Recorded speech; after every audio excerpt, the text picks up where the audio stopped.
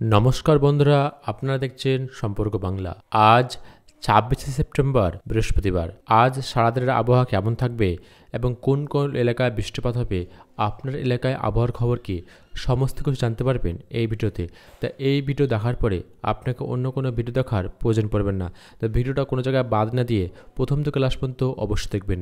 তা সবার প্রথম ভিডিওটিকে অবশ্যই লাইক করে দেবেন এবং চ্যানেলে প্রথমবার দর্শক হয়ে থাকলে চ্যানেলটিকে সাবস্ক্রাইব করে পাশের বেল আইকনটিকে অবশ্যই অল করে দেবেন। আর আপনি কোন জেলা থেকে এই ভিডিওটা দেখছেন, আপনার জেলার নাম কমেন্ট সেকশনে অবশ্যই জানিয়ে দেবেন। তা চলুন দেখে নেওয়া যাক আজ বৃহস্পতিবারের সারাদিনের আবহাওয়া কেমন রয়েছে, কোথায় কত বৃষ্টিপাত হবে এবং ঘূর্ণিঝড়ের আশঙ্কা কেমন রয়েছে। চলুন দেখে নেওয়া যাক। আলিপুর আবহাওয়া দপ্তরের সূত্রে খবর, বুধবার কলকাতা শহরের সর্বোচ্চ তাপমাত্রা ছিল 28.1 ডিগ্রি সেলসিয়াস, যা স্বাভাবিকের থেকে 4.4 ডিগ্রি সেলসিয়াসের কম। সর্বনিম্ন 26.8 ডিগ্রি সেলসিয়াস, যা স্বাভাবিকের থেকে 0.8 ডিগ্রি বেশি।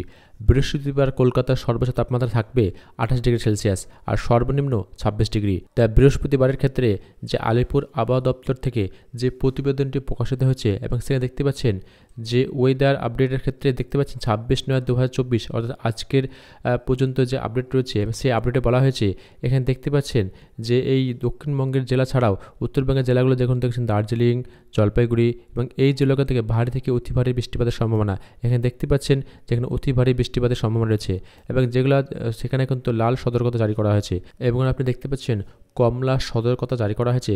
সেখানে দেখতে পাচ্ছেন কোচবিহার জেলা রয়েছে যে 7.20 সেন্টিমিটার পর্যন্ত বৃষ্টিপাত হতে পারে এবং এছাড়া কিন্তু হেভি রেন হতে পারে। দেখতে পাচ্ছেন সেগুলো হচ্ছে পুরো উত্তরবঙ্গ ছাড়া দক্ষিণবঙ্গের জেলাগুলো এবং সেগুলো রয়েছে দেখতে উত্তর দিনাজপুর, দক্ষিণ দিনাজপুর, মালদা, মুর্শিদাবাদ, বীরভূম, পুরুলিয়া এবং এই জেলাগুলিতে দেখতে পাচ্ছেন যে 7 থেকে 11 সেমি পর্যন্ত ভারী থেকে অতি ভারী বৃষ্টিপাত হতে পারে। এছাড়া এই জেলাগুলিতে নো ওয়ার্নিং দেওয়া হয়েছে, অর্থাৎ এই জেলাগুলোতে সম্ভাবনা কম। দেখতে পাচ্ছেন যেগুলো নদীয়া রয়েছে পূর্ব মেদিনীপুর, বাঁকুড়া, হুগলি, ঝাড়গ্রাম, পশ্চিম মেদিনীপুর, পূর্ব মেদিনীপুর, হুগলি, হাওড়া, দক্ষিণ চব্বিশ পরগনা, উত্তর চব্বিশ পরগনা, কলকাতা, এইসব জেলাগুলোতে আজকের জন্য কিন্তু কোনো রকম বৃষ্টিপাতের সম্ভাবনা নেই।